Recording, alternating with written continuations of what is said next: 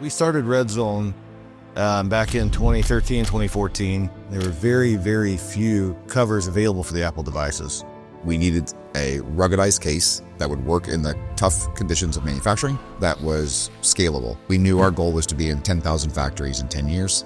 So Joy Factory was one of the few options we could find. We've had absolute white glove service. We found that the process was important to really convey that not only the solution is about software and it's not only about hardware, it's really a combination of both and having that 1-2 punch to complete that process for them. The most exciting part of it is growing, and growing not only at Redzone and their customer base, but also the products we're going to be able to offer to them. The thing that excites me most about the future with Joy Factory is having a partner that's proven and trusted. The partnership and working with Redzone has been a joy. We really think about the Joy Factory as an extension of our team. Someone who's a third-party vendor for products like cases, that's the best you could ever ask for.